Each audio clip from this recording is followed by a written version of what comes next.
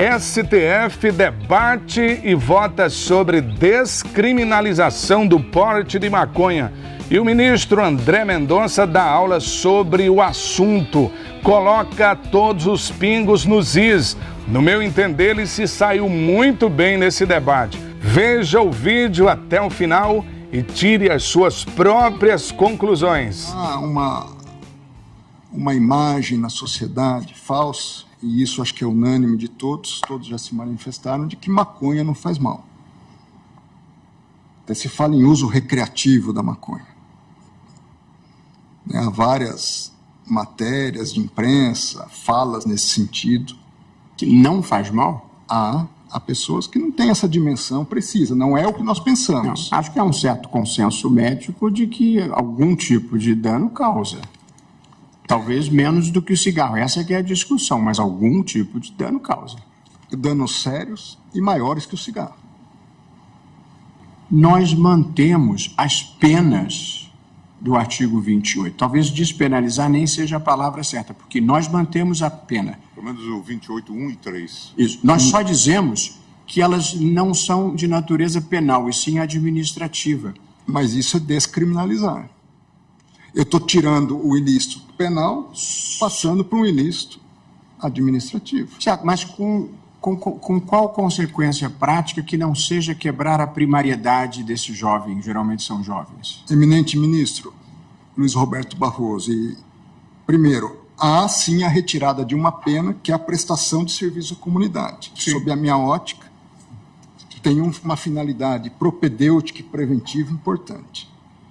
Esse é um primeiro aspecto. Quanto à questão da reincidência, se o ponto é esse, eu acho que nós não precisaríamos partir para esse caminho. Não é a reincidência. É que para um jovem pobre que está procurando emprego, se constar da certidão de antecedentes dele que ele não é mais primário, ele tem uma dificuldade a mais na vida, numa vida que já é difícil. Descriminalizar significa deixar de tratar como crime. Despenalizar significa deixar de punir com pena de prisão, mas punir com outras medidas. Este é o sistema em vigor atualmente. Legalizar significa que o direito considera um fato normal, insuscetível de qualquer sanção, mesmo que administrativa. Então, eu convirjo com Vossa Excelência que nós não estamos tratando de legalizar. Então, que se extirpe qualquer dúvida a respeito disso. Legalizar ou despenalizar, o Congresso já o fez, pois deixou de tratar como crime. E eu me valho aqui do relatório do deputado Paulo Pimenta, que foi relator da matéria à época. Ele diz, nesse sentido, procuramos no substitutivo separar usuário ou dependente do traficante. Com relação ao crime de uso de drogas, a grande virtude da proposta é a eliminação da possibilidade de prisão para o usuário dependente, ou seja, despenalizou.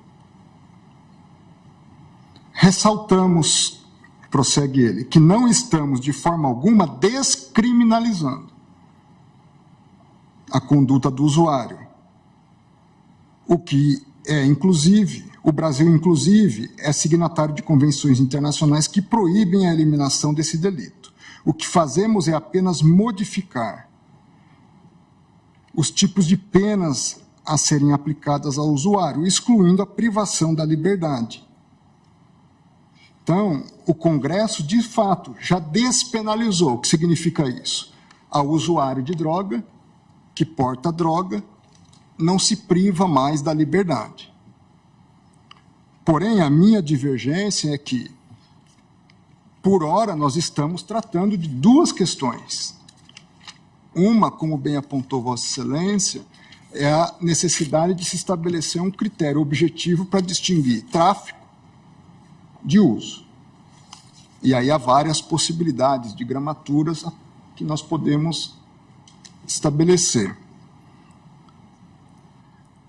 Segunda questão é, de fato, a descriminalização. que salvo se houver um reajuste de votos e nós só formos debater a questão da quantidade para diferenciar, eu entendo que nós estamos tratando da descriminalização também. Eu resgato os debates havidos na última sessão, logo após o voto do ministro Cristiano Zanin. Naquele momento, disse o ministro Alexandre de Moraes: presidente, à época ministra Rosa Weber, só um esclarecimento. Pelo que eu entendi da posição do ministro Cristiano Zanin, nós podemos separar em 2 pontos. O primeiro ponto seria a questão da descriminalização. Mas o segundo ponto, o eminente ministro Cristiano Zanin acompanha a todos quanto à necessidade de fixação de um quantitativo para diferenciar uso do tráfico. O ministro Cristiano Zanin responde: exato. Ministro Alexandre, no prosseguimento, ele, ministro Cristiano, não descriminaliza, mas ele separa o usuário de traficante.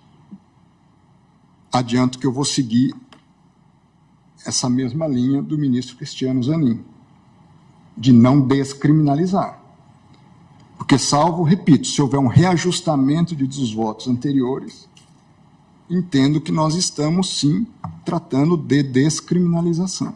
O ponto que eu observei, ministro André, nós não temos uma divergência de substância, é que todos nós que já votamos acompanhando o relator, nós mantemos as penas do artigo 28. Talvez despenalizar nem seja a palavra certa, porque nós mantemos a pena. Pelo menos o 28, 1 e 3. Isso. Nós só dizemos que elas não são de natureza penal, e sim administrativa. Mas isso é descriminalizar. Eu estou tirando o ilícito penal, passando para um ilícito administrativo. Certo, mas com qual consequência prática que não seja quebrar a primariedade desse jovem? Geralmente são jovens. Eminente ministro Luiz Roberto Barroso, primeiro, há sim a retirada de uma pena, que é a prestação de serviço à comunidade. Sim. Sob a minha ótica, tem uma finalidade propedêutica e preventiva importante. Esse é um primeiro aspecto. Quanto à questão da reincidência, se o ponto é esse, eu acho que nós não precisaríamos partir para esse caminho. Não é a reincidência. É que para um jovem pobre que está procurando emprego, se constar da certidão de antecedentes dele que ele não é mais primário, ele tem uma dificuldade a mais na vida, numa vida que já é difícil. Quanto a isso, eu também não teria divergência. O artigo 28, parágrafo 4º, diz que, em caso de reincidência, as penas previstas no incisos 2 e 3 do caput, ou seja, em caso de perda da primariedade... Eu não estou falando de reincidência, estou falando para a vida normal. Quer dizer, ele quer um emprego, e aí vão pedir a certidão dele de bons antecedentes e vai constar um registro penal por drogas. E, por via de consequência, a vida dele está prejudicada. Toda a discussão que nós tivemos... Desculpe, presidente, desculpe. Toda a discussão que nós tivemos, e eu fui a primeira a votar lá atrás, nós estamos falando de fatos que começaram, o julgamento que começou em 2015, portanto, já lá se vão alguns anos, era fundamentalmente se inspirar, de alguma forma, até no direito comparado, no direito português, que faz um distinguishing de maneira muito clara entre a questão posta na esfera penal e a questão posta em outras esferas. E por isso, inclusive, no sistema português, se fez uma separação para não mandar esse usuário, normalmente jovem usuário, como disse o presidente, para uma delegacia e nem tratá-lo como penalmente responsável pelo simples uso de uma baixa quantidade de droga. Mas o sistema permite internação. Por isso que, inclusive, no voto, que é muito mais alongado, se falava de medidas recomendáveis que o próprio Congresso poderia tomar. Uma dúvida, ministro Gilmar. Não vamos mandar para a delegacia, nós vamos mandar para onde? Exatamente se diz. Claro que vão continuar... A autoridade administrativa vai cuidar disso. Essa é a proposta do modelo. Essa é a proposta do modelo. Eu entendo. Ministro Alexandre trouxe aqui. Veja, eu não quero cometer uma interrupção em relação ao seu voto. Imagina, também. Mas o ministro Alexandre trouxe aqui os dados, inclusive em série, de delegacias da capital que adotam critérios díspares. Quanto a isso, eu estou extremamente de acordo a tudo. Para considerar alguém como usuário ou traficante, produzindo, portanto, isso é maléfico. uma Babel que resulta aqui. A proposta é dizer, aquele que for usuário, ele precisa de tratamento. Nós temos um usuário de drogas leves, que deve ser advertido, eventualmente diálogo com a família. Nós temos usuários que podem precisar de internação. E por isso o sistema permite, por isso também se faz aqui um apelo ao legislador para que se faça até a internação, o tratamento. Porque, claro, recentemente o ministro Alexandre foi relator de uma situação envolvendo pessoas na Cracolândia. Não era esse o objeto do debate, mas nós sabemos que pessoas se tornam usuários e completamente dependentes. Então, a abordagem era... Esse é um debate legítimo, ministro Gilmar. A única questão é uma questão que nós estamos definindo uma descriminalização. Pelo menos sejamos honestos em admitir isso. É uma tese de um lado, é uma tese de outro, mas é isso do que nós estamos... Sim, mas deixa de ser infração penal, continuando a ser um ilícito aqui administrativo. Por isso que, inclusive, propus uma interpretação conforme. O que, com a devida vênia, é uma descriminalização. Porque, assim, porque a palavra, ela produz um efeito, ministro André. Pois não, perdão, ministro. É só uma questão, talvez seja menos uma questão semântica e mais uma questão de percepção. Quando fala descriminalização, parece que nós estamos dizendo que não tem problema. E não é isso que nós estamos fazendo. Não é recreio. Não é isso que nós estamos fazendo. Mas, veja, nós entendemos a posição de Vossa Excelência e eu devolvo a palavra para continuar. Até porque eu justifico isso. Pois não, ministro Alexandre. Ministro Alexandre. Permite, eu quero aqui, até porque eu trouxe a proposta de tese, o ministro André está correto. Nós não estamos legalizando, ou seja, dizendo que não poderá haver consequências, mas nós estamos descriminalizando. Então, é importante o debate, a minha posição é contrária do ministro André, mas eu preciso me manifestar nesse sentido, porque o primeiro item da minha tese é exatamente isso, não tipifica o crime previsto no artigo 28. Isso. Então, nós não estamos legalizando, como o presidente disse. Com o que eu concordo. Mas estamos descriminalizando. Não é mais crime. Ou seja... É um ilícito, mas não é crime. Não é crime. Não é um ilícito não é crime. criminal. Não é crime. Mas estamos mantendo como ilícito administrativo, podendo o legislador, inclusive, fazer todo um tratamento, e daí a necessidade de que as autoridades de saúde pública passem a focar essa temática. Ministro André e ministro Alexandre, é fato que tecnicamente a gente está descriminalizando. Tanto que eu falei, nosso problema é um pouco mais de sonoridade das palavras. Ao falar descriminalizar, gera-se a confusão que eu tentei desfazer ao início. Porque descriminalizar pode parecer que é legalizar. Então, nós estamos dizendo que deixa de ter uma sanção penal e passa a estar sujeito a medidas administrativas. Ok. Esse é o fato. Eu acho que os votos caminharam na sua maioria, salvo o ministro Zanin nesse sentido. Mas essa questão é importante pelo seguinte, ao descriminalizar, a polícia não pode entrar no domicílio de alguém que esteja com maconha para uso próprio, porque não é flagrante delito mais. Então é importante isso, para quem nos ouve saber qual a consequência. O que também, ao seguir, se a maioria seguir a questão colocada pelo ministro Gilmar, o que também não permite que a pessoa fume maconha dentro do cinema. Não. Então, são coisas diversas. Agora, a polícia não poderá invadir domicílio legalmente, como pode no caso de ser crime, estar em depósito o crime, não será mais flagrante delito.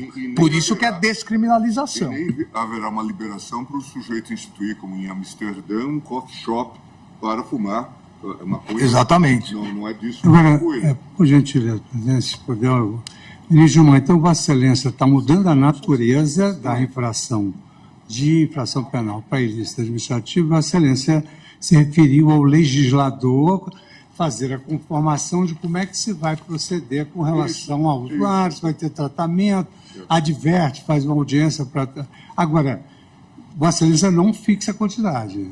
Não fixa? Fixa. A quantidade nós ficamos... Está a ser Nós convergimos, em princípio, para 60 gramas. É isso que está na mesa por enquanto. Isso, porque Também não. houve tanta discussão sobre isso que nós ficamos de fazer ajustes. O ministro Alexandre trouxe considerações do ministro Barroso, que Minha proposta era 100. se inspirou até na construção do ministro. E aqui eu só queria chamar a atenção... Que é na Espanha. Que aqui tem recomendações para o CNJ para tomar providências quanto ao juízo competente em relação a essa matéria, que não seria, nesse caso, juiz penal, mas um juiz civil, e também medidas relativas ao SUS, para tratar o tema no contexto da saúde pública.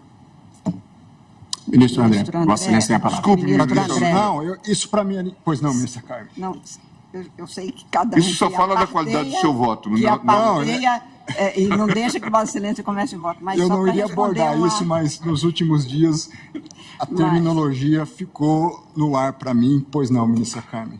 Não apenas porque Vossa Excelência fez uma indagação ao senhor presidente sobre as consequências de ilícito penal para o ilícito civil, que seria, por exemplo, só a reincidência. Não, apenas também trazendo uma chega ao que o presidente já respondeu, o ministro relator também.